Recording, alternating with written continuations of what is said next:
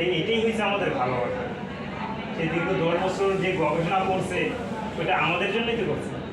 আজকে তার গবেষণার ফলেই তো আমরা এই প্রোডাক্টগুলো পেয়েছি। আর এই প্রোডাক্টগুলো ইউজ করার জন্য আমরা সুস্থতা পেয়েছি।